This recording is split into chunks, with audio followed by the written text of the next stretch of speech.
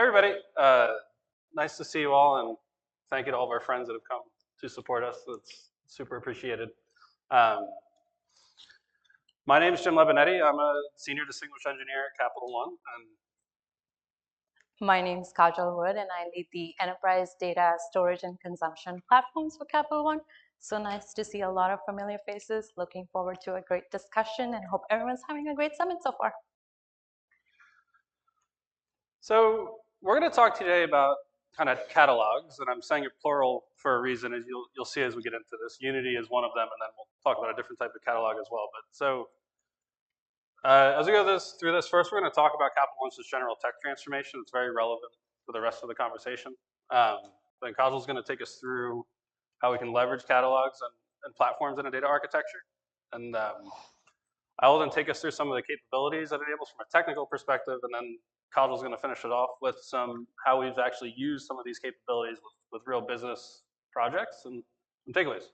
Sound good? Sounds great. All right. So Capital One, our founder really prides himself and the company on being a technology-first company, and I mean we definitely are. And this is kind of a timeline that takes you through some of the journey we've been on. So starting in 2014, we migrated to RESTful APIs across the ecosystem, and then we really embraced open source in 2015. So in 2016, we started, modernizing some of our workloads to the cloud, and then 2017, we really started modernizing our data ecosystem as well. So in 2020, I think everybody has heard at some point that Capital One is fully on cloud. We are, so we are fully on AWS.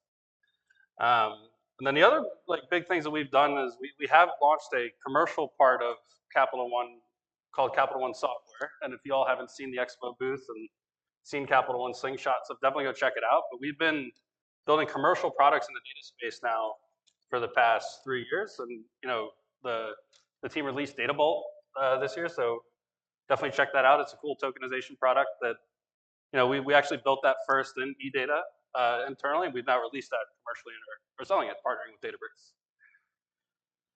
So when we did do that move to cloud that I talked about, we started, not super organized. We followed a you build it, you own it mindset when we moved to cloud. And we basically said, hey, look, we want to get to cloud. We want to go as fast as we can. If we really try to plan this and be super organized, it's going to take forever. So we did it. We got to cloud by that time frame I said in 2020. Since 2020, we've really been working to optimize our workloads on cloud now. So you can see here that we're kind of moving from where we had all of these kind of unique workloads in lines of business, and we're now trying to shift it more towards that we're building enterprise products and platforms that have shared capabilities that we can reuse across everything. And then lines of businesses can really focus on driving business value and working on the core business logic of stuff that needs to happen. So this is also a pretty important concept that you'll see throughout the rest of the talk. And just so you see some of our demand, I mean, with the Databricks platform today, we're a pretty big customer. We're growing, but I mean, we're already running, 500K queries per year, 4 million jobs per year, and we're at 5K users. And again, this is just the start. We've been, super thrilled with Databricks and have been investing here. So this is, just to show some of the scale that we're working with. So with that, pass it off to Kajal. Thanks, Jim. So in this section, I'm going to cover a little bit about business catalogs, evolution of our data catalogs, and then how the combination of a business and data catalogs really powers the access to our lake and consumption from our lake. So when we think of the business catalog, this is really for Capital One, as we describe it, it's the front door to our data. And why do I say it's the front door to our data? Because this is a one-stop shop where all our data producers and consumers come in to register their data. They have various data definitions here. We do a whole bunch of data management activities that are powered through the registration of data in the business catalog. Subsequently, there are a bunch of data asset creation activities like orchestration of the data and federation of the business catalog and the technical catalog, provisioning of our data pipelines, both federated and central pipelines that create assets, and eventually the access provisioning. And finally, the reason we also call our business catalog a front door is it allows for data discovery, gathers statistics on data usage, etc. So what are the key things that happen when a user or producer really registers their data set? What do we capture in a business catalog? We capture things like the schema definition, the data set description itself. We capture key information like data classification. So this could be like your human sensitive data, whether your data contains PCI information, NPI information. And then we drive a whole bunch of access provisioning based on this data classification, allowing the users to see NPI or non-NPI data and come up with a whole bunch of roles and definitions and mappings to these roles. So this is probably like the high level idea, and Jim will go into detail on how we really orchestrate and the technical implementation. But the key thing to note here is it is the front door entry. We capture data set registration information. We also have integration with our enterprise ontology tool here. This ontology tool provides like standardized metadata, data definitions, column names, etc.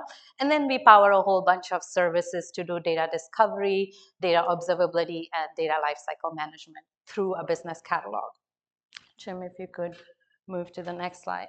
Now, when we think of our technical catalog and in general, the evolution of technical catalog, particularly from Hadoop era to now, there is a change in there's a change in the data architecture. And this shift is very reflective of the adoption of Hadoop with the expansion of data and the need for like cheaper data processing and storage. As a result, any technical catalog that was built, such as Hive on top of Hadoop, typically only allowed you to do schema management, allowed users to query this data. Now think of transition into cloud and data in the lake. With the rise of Spark and Presto, there was a need to also for data in the lake to separate the compute and storage. With this, we really needed our catalogs to allow for data discovery, data quality, and access control. Fast forward to present day. In today's lakehouse architecture, technical data catalogs have a far expanded set of capabilities. They tend to be the central nervous system. And why do I say that? At this point now, not only do we configure data quality rules, we capture partition information. Most recently, if you've heard of Delta Live tables, you do declarative ETL pipelines. We also configure data observability, collect data lineage, and enforce fine-grained access control system. And we'll talk more about this as we dive deeper into Unity Catalog integration. But holistically, this is the evolution of catalog. So we went from really just capturing basic schema definition and being able to query to adding a few more capabilities to do data access and control and data quality. And now the next generation of it is really expansion and driving a whole bunch of enterprise services for data management, data provisioning, data quality, tokenization, all of the things that Jim just mentioned earlier as well as part of our product release. Do you want to move to the next one? So as I mentioned, the combination of really the business catalog and technical catalog is really what drives the access and consumption for our lake. So I mentioned initially at data set registration, we capture a whole bunch of information as the user or the producer onboards to our catalog. Now, in the next step of this process, once the data is registered and a data steward approves the data set itself and allows for provisioning access to this data set, the next thing we do is we actually, in the technical catalog, we capture the S3 location of this data set. And with this, we also do provisioning of the access controls associated with this data set. Another key aspect of this is also like data lifecycle management. So once the data set is configured, users have access to this data. There's data set publishing, like we have both streaming and batch data that is published through these pipelines. And these pipelines are both centrally managed and federated as well. In centrally managed pipelines, we are able to include our SDKs that enforce, again, governance. And these governance are driven by data that's already registered in the catalog based on your schema, the enforcement of the schema, the tokenization, all of these capabilities that we included as part of the technical catalog itself. Another key function I would say of this data and the lake in the data in the lake is primarily think of lifecycle policy. So we store our data in S3, and as part of the storage of the data in S3, we manage the data in various tiers, and the least frequently accessed data is in a tier that is the cheapest. Now, again, how do we derive this information? We derive this information when we configure the data set. We apply lifecycle policies, and this information is also driven by information in our data catalog. So as you can see, like the combination of the business catalog, which had a lot of information and characteristics about the business data itself, the technical catalog, which has a lot of information about the physical table names, the partition, if it's an iceberg or a delta table, that information, all of this information is captured in the technical catalog. And then we have a whole bunch of services that are powered through the technical catalog, and these include data registration, data pipelines, data management activities, and data observability. So those are, I would say, like some key highlights of how we are using the combination of the business catalog as well as technical catalog. I'll move on to the next slide. I want to talk in general about our lake architecture and, again, the role that the technical catalog plays. So at Capital One, we have built our own business catalog, and we have 3 technical catalogs, and each of these catalogs stay close to our consumption tools. Databricks is one of the consumption tools we use today, and it is also a way in which we ingest data into the data lake through Delta tables. Now, our lake actually is open table format, so we support both Delta as well as Iceberg data, and we use Databricks key capability called Delta Uniform. What this allows us to do is when a user writes the data in the lake in Delta format, the Delta Uniform capability correspondingly also generates Iceberg metadata. And hence, we are able to support multiple consumption tools. We are able to access this data through Glue Catalog with EMR. We are able to access the data through Snowflake. And then we are obviously able to access this Delta metadata and data through Databricks itself. On top of this lake itself, again, like I said, we have technical catalogs. Each of these catalogs live very close to the consumption tools, and we have built federation and orchestration capabilities that sync the data from a business catalog into each of these technical catalogs at runtime, allowing users to access, again, the data in the lake from a tool of their choice, also allowing us the capability to be vendor neutral. And then finally, we have a whole bunch of management services that I talked about earlier, which includes everything from creating structure in the lake, provisioning, access to the data in the lake. We also use some key capabilities like vacuum for file optimization so that we don't have a whole bunch of small bite-sized files. And this is how, again, the combination of using several key features from Databricks allows us the ability to keep our data in open format in the lake and be able to consume from various consumption tools. With that, I'll pass it over to Jim, who will talk a little more about our implementation of these services. Awesome. Thank you, Kajal. So some of the benefits that this architecture gives, this architecture gives us quite a few benefits, but I'm just going to highlight kind of 6 of them that we use in production today. And then, like I mentioned before, Kajal's going to talk about some of those use cases. But the first one being, one, these catalogs enable producers to leverage extractions to reduce disruption for consumers. So we'll talk through that. It enables third-party data sharing without copying data. We are also enabling automation of data asset creation. So all of the stuff in Unity is automated from when producers create data pipelines and all that we'll talk through. We also then have tooling that ensures that data as it gets into the lake matches that stuff in the catalog from a pipeline governance perspective.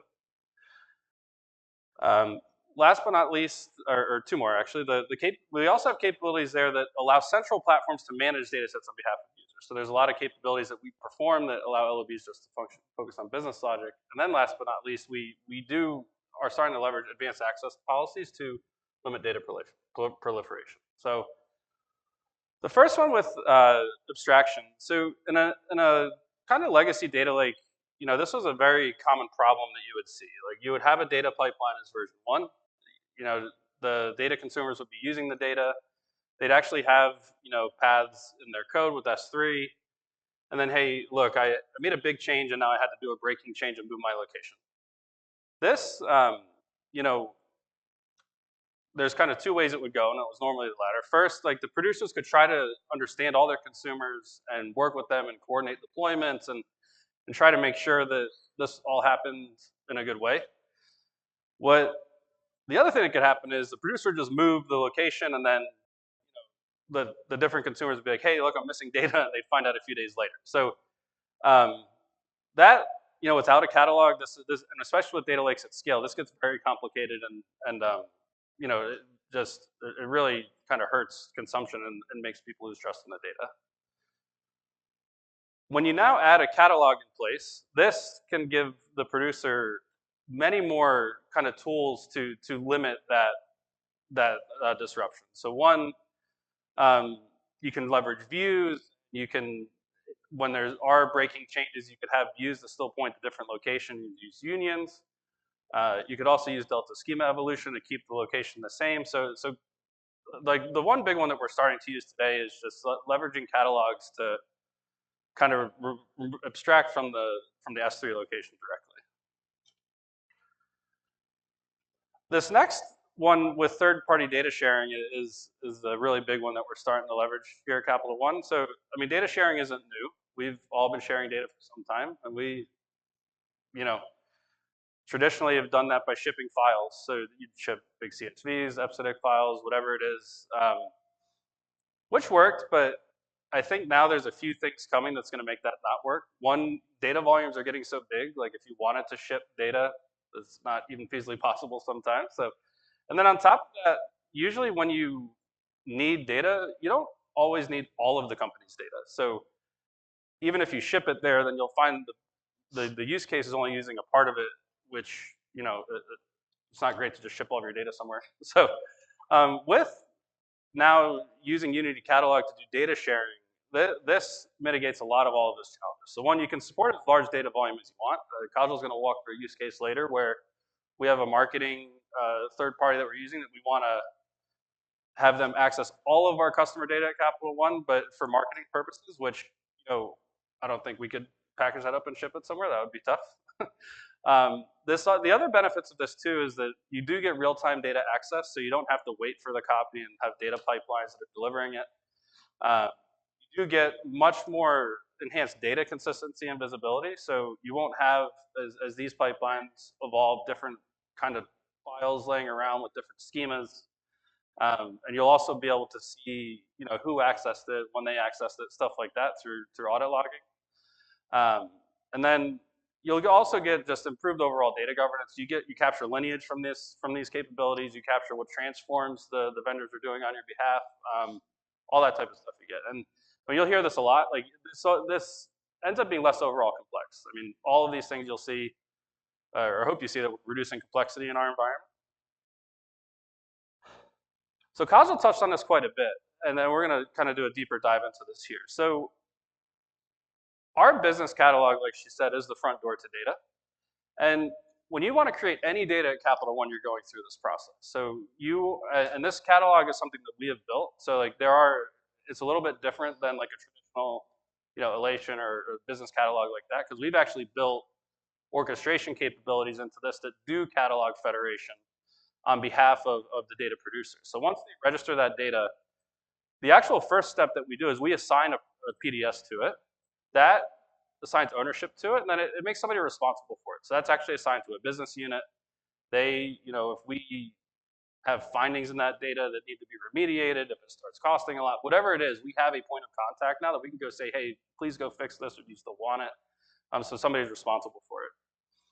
And then the other big part of that too is we enable users across Capital One. Everybody can access data and get access to data without talking to the central platform team. So you can go to that catalog we mentioned, request access, and then the actual owner of the data set is giving access. It's not a platform team, it's not central team, any of that stuff. And then, you know, like we said, this all gets pushed into Unity, and then Unity Catalog now is, first of all, you can be ensured that it's matches exactly what's in our business catalog. So as users went in there to discover stuff and search, when they go into Unity and start using notebooks, it's all consistent. And then we also have even more automation configured in this for pipelines for system access. And the next slide here, we'll actually talk about those data pipelines. So we did all that work to make sure we have the data registered. We registered data quality rules, and now when the data pipelines are running, we go one step further to even ensure that, hey, the data that's coming through these pipes matches what was registered. So we do a few things with this. One is we enforce the schema and the data types and all that stuff. We have data quality rules that are calculated in flight. And then we also do a few transformations here. So the tokenization thing is what I mentioned before. This is the data bolt thing that Capital One software has released. Like, that came from here. So when you configure in that catalog, hey, data needs to be tokenized, we handle it on behalf of everybody. And then, like we said, users can go search and they get access to this. And it all just works out of the box.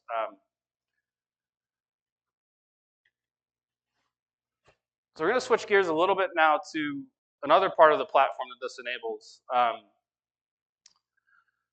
So like in that first slide, we showed that there was like platform things and LOB things. Before, a lot of the stuff on the right, a lot of users just had to do themselves. Like if they wanted to turn on intelligent tiering, if they wanted to do data remediations or any of those things, all the LOBs would have to do that on their data themselves and not handle it centrally. As we've been kind of rolling out our new platform, we've been shifting some of that stuff to the right. So you can see now that like our lake, for example, has storage tiering turned on behalf of users, so they don't have to worry about like costs getting out of control there. Same with retention. So if business users need to configure retention policies on data, we have regulatory stuff like that handle it for them. We handle data remediation. Like and that list is continuing to grow on stuff we're doing centrally because we really want to enable our business users to build what they need to build and not have to be burdened with some of the stuff that that we could handle on their behalf. And the catalog is super important here because of transaction locking and stuff like that. Like it's really tough to do a lot of these things on the user's behalf if you're going to break their data pipelines. So transaction locking there is another big key feature that helps catalogs. All right, and last but not least, we are starting to use advanced access policies for data access. So you can see it before and after here. On the left side is kind of how you would handle making curated data sets for a bunch of different consumers in a traditional data lake. Now on the right side, we can keep the one copy of the data and use ABAC, RBAC, and fine-grained access controls to make those three different curated data sets without having to make those copies of the data. And we actually have a use case in the next part. We're going to walk you through how this helps our partnerships business. But yeah, so these are some of the things that we're doing with catalogs at Capital One. I'll pass it back to Kajal here. So you heard Jim talk a little bit about really how data from the business catalog from business catalog is then orchestrated into our runtime catalogs. So now think of you're a data consumer. You want access to a certain data set, and then you want to go into Databricks, use a notebook, and run a whole bunch of queries, all right, Spark SQL. What you would do is you would go to our business catalog, which is, again, a self-service UI capability. You go in there, you search for the data set that you want access to. Once you search for that data set, based on at the time of registration, and we talked about the sensitivity indicators, etc., whether you have access to the data set or not, you apply for access to the data set if you don't already have it. Then it goes to a data steward, and this is a workflow. The data steward looks at your role and looks at your entitlements in our entitlement system, and then approves or disapproves your access. Say they approve your access. At that point, now, when this data set was originally created in the business catalog, if you remember, we talked about creating an orchestration capability that created a corresponding entry in the technical catalogs. So there was a corresponding entry created in Unity Catalog as part of the data set creation as an event-based system. And so now within Unity Catalog, we have a mapping of this user has access to these tables and is able to do these types of things. And this is all within the properties within Unity Catalog. So now me as a user could just go in and provision, create a notebook, and I'm able to see all of my tables within Unity Catalog. And so this is a very normal, regular use case where our users will come in and do different types of experimentation, analysis, exploratory jobs, all of that. And the views are now available in Unity Catalog. Okay. The next business use case, again, and then Jim touched upon this on how we implement fine-grained access control policy. So one of the lines of business at Capital One is a credit card business. And you probably all are familiar with what's in your wallet, right? So now as part of the credit card business, we issue private label credit cards as well. What this means is you could have a Kohl's card and you could go and shop with that particular card at Kohl's and you have rewards from there, or Williams Sonoma, or any of those partnership cards. So Capital One's partnership platforms, card partnership platforms, have built data pipelines that will allow you to configure and onboard these partners onto the platform. So once they are onboarded, there are regulatory requirements that do not allow you to see other partnership data. And so in order to enforce that type of regulatory requirement, we are leveraging Unity Catalog, and particularly fine-grained access control, where we have views that sit on top of these tables, and we abstract the underlying tables from the users. And these users now have specific data that they can access that is very specific to the partnership data that they should be able to see. So this is another implementation of how we are really using fine-grained access control and Unity Catalog to provision partnership-specific data within our credit card business. And one other thing with that one is, like, if you think about if we didn't have Unity Catalog here in fine-grained access control, that turns into new pipeline for every partner we onboard, a whole bunch of work for those teams, and this is just really, I mean, they want to onboard partners fast, so this has really just helped simplify that, speed that up, and stuff like that. And then Jim again touched upon this a little bit. The third use case we want to highlight here is you read about the zero copy ETL and data sharing. So again, within our marketing teams and marketing platform, there is often a need to create some specific customer segmentation and leverage a third party, like High Touch in this case, that actually will create specific audience segmentation files. And this is based on campaigns that the card team would come up with, either for exploratory, A/B testing, et cetera, to understand how customers are reacting to certain offers. And in order to do this, they need to share certain specific customer data.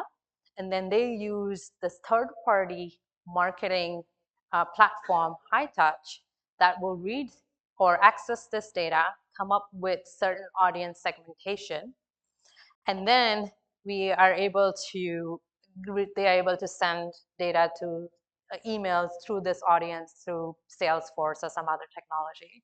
And ultimately, we are able to get any of the outcomes from that email campaign back into Capital One. And we have instrumented all of this through a combination of Unity Catalog, specific access controls within UC and our OneLake, and now we are integrating with a third-party high touch to do marketing campaigns for a marketing platform. We haven't fully enabled Delta sharing yet within our platform, but that will be like the next evolution of this architecture. So with that, I want to leave you all with 3 key takeaways from Jim and I based on this. The first one is to have a catalog strategy for your data platform. And this again comes down to how are you going to ensure that your company has source of truth, you're able to adapt to the evolving consumption landscape and federate the data from technical data business catalog to technical catalog, and able to power your lakehouse strategy. The second key takeaway is self-service and the ability for both data producers and data consumers to find the data, access the data, manage the data, and largely be self-sufficient without involving central platform teams. And the third thing I would say most important is building data management controls within the lifecycle. You heard Jim talk a little bit about how we have SDKs and we have governance checks built within the SDKs. We also have other types of data management activities I talked about, such as lifecycle policies, data quality checks outside, intelligent tiering for managing data in the lake. And so all of these data management activities really control the entire life cycle of data, everything from registration to pipeline to actually making sure your data is in good standing and trustworthy. And so with that, we'll conclude the session and I want to open up for any more questions.